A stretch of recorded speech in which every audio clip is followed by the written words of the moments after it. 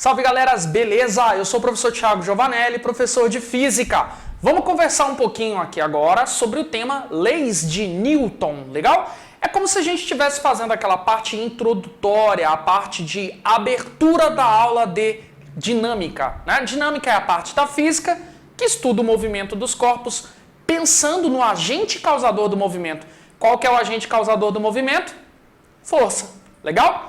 Então, na aula de hoje eu queria falar com você sobre essa grandeza, a força. Ô professor, mas o que é força? Bom, primeiramente você tem que saber que força é uma grandeza vetorial. Sabe o que isso significa? Significa então que toda vez que eu representar uma força em um exercício, a maneira completa de representar é através de uma flechinha, uma setinha. Grandeza vetorial, a gente representa por vetor. Vetor, não vamos complicar, é uma flechinha, ok? Bom, além disso, eu queria que você entendesse também que força é a grandeza de interação entre dois corpos. Como assim interação entre dois corpos? Toda vez quando a gente fala de força, eu sempre preciso ter dois corpos, no mínimo, dentro do contexto, tá bom? Um que vai ser o agente aplicador da força e outro que vai ser o agente recebedor da força. Eu queria que você lembrasse, né, que brevemente a gente vai revelar a verdade sobre quem é o agente causador e quem é o agente recebedor da força. Legal? É muito bacana.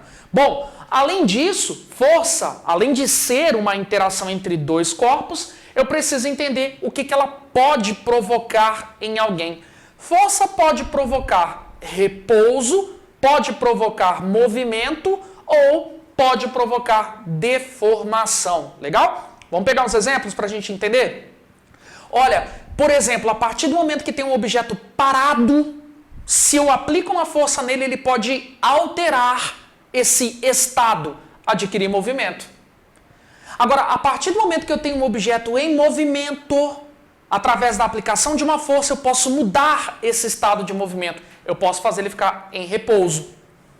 Ou, no caso de uma mola, por exemplo, a partir do momento que eu aplico uma força, eu posso deformar. Deformar significa mudar a forma. Eu posso deformar essa molinha. Legal? Então, força faz tudo isso. Agora, para a gente falar das leis de Newton, eu preciso abrir seus olhos para uma informação importante. As leis de Newton, elas não trabalham com uma única força. Ela trabalha com uma coisa que nós chamamos de força resultante. Professor, e o que é força resultante? Força resultante é a soma vetorial de todas as forças que atuam em um contexto. Legal? Então imagina este pincel. Sobre ele podem estar atuando 5, 6, 10, 20, 30 forças. Ok? Se eu somar vetorialmente, temos que lembrar das regrinhas de vetor. Se eu somar vetorialmente todas as forças que atuam nesse pincel, eu vou obter um resultado. Este resultado é a força resultante, ok? Olha, eu estou trazendo aqui para você as 3 principais regrinhas sobre soma de vetor. Vamos lá.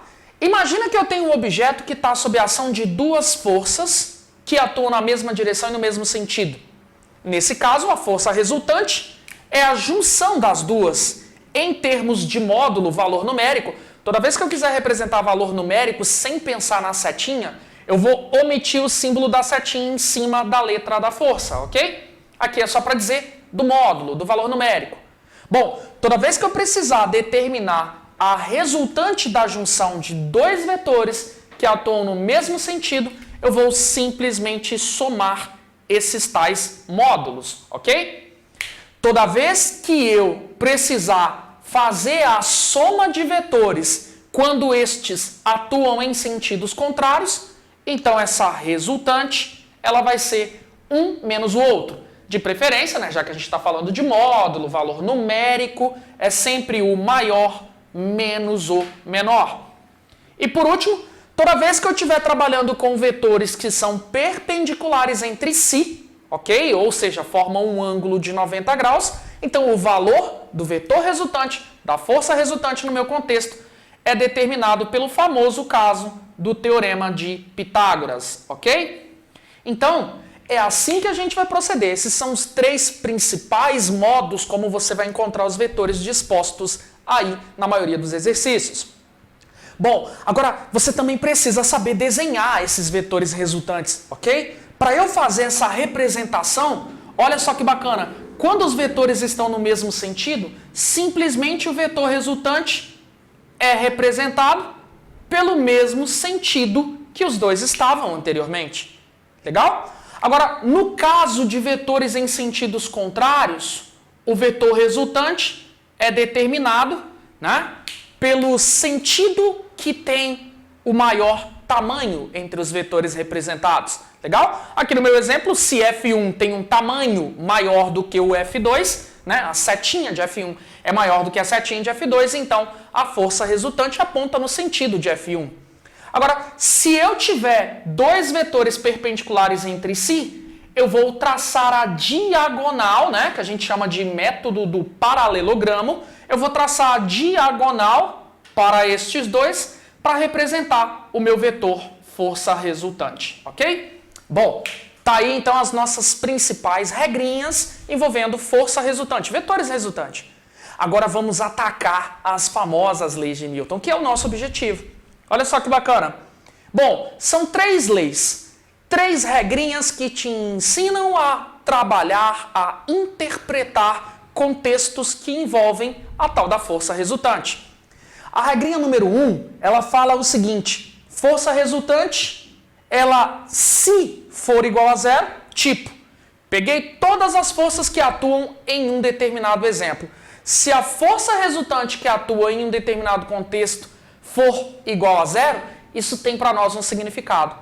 Qual que é o significado? O sistema está em equilíbrio. Olha que loucura! Dizer que está em equilíbrio não significa necessariamente que ele está em repouso, ok? Cuidado com isso. Quando a força resultante que atua em um objeto é zero, tipo, imagina que tem duas forças atuando nesse pincel, uma para o lado direito e uma para o lado esquerdo de mesmo valor.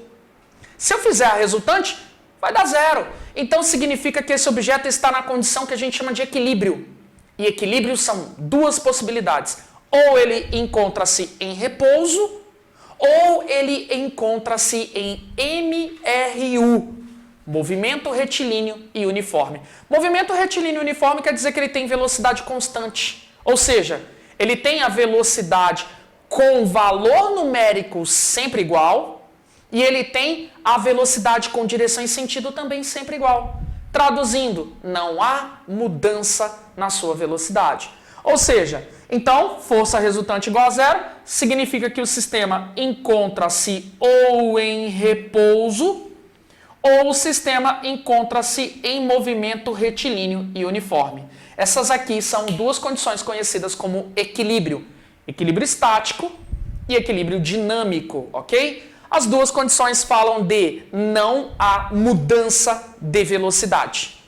Está em repouso, ele não muda a velocidade, quer dizer então que ele não muda o valor. Ok? Se está em MRU, além de não mudar o valor, ele não curva. É isso que a gente está tentando te dizer. Legal? A segunda lei de Newton também é chamada de princípio fundamental da dinâmica. O que é o princípio fundamental da dinâmica? A gente diz que a força resultante ela é igual ao produto da massa do sistema pela aceleração. Ou seja, tem duas informações aqui que são realmente importantes para nós neste primeiro momento. A primeira informação é, eu estou tentando te dizer que força resultante depende da aceleração em termos vetoriais. Como assim? Cara, lembra que a gente falou que a força resultante é algo vetorial? Pois é, as características desse tal vetor, direção e sentido, depende da característica do vetor aceleração.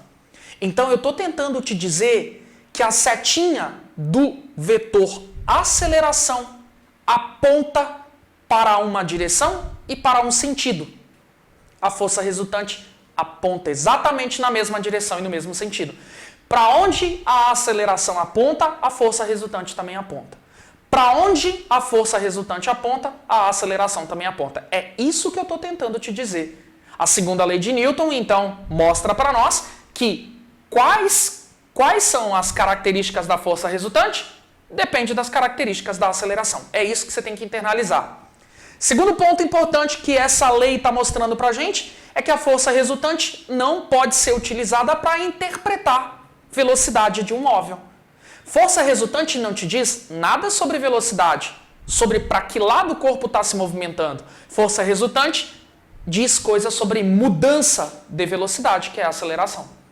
Força resultante não significa velocidade. Força resultante significa mudança de velocidade. É isso que eu estou tentando expressar aqui para você. Terceira lei de Newton, também chamado de princípio da ação e da reação, fala que toda força de ação gera no mesmo momento, instantaneamente, uma força de reação, que tem o mesmo valor numérico da ação, mesma direção, só que sentido contrário. Então eu estou tentando te dizer com essa terceira lei coisas desse tipo. Imagina que tem um ímã e esse ímã está próximo de um preguinho de ferro. Ok? Ímã atrai ferro. Legal? Se você não lembra sobre força magnética, eu vou deixar uma sugestão aqui no card para você dar uma olhadinha no meu vídeo sobre força magnética, beleza? Bom, mas vamos voltar aqui. A terceira lei de Newton afirma que forças de ação geram forças de reação instantaneamente, no mesmo momento, com o mesmo valor numérico, mesma direção e sentido oposto. Ação e reação, ok? Então, voltando ao meu exemplo, imagina que um ímã está próximo de um preguinho de ferro. Legal? O que vai acontecer? Vai acontecer que esse ímã vai atrair o preguinho de ferro, vai tirá-lo do repouso e colocá-lo em movimento. Então tem força envolvida no processo.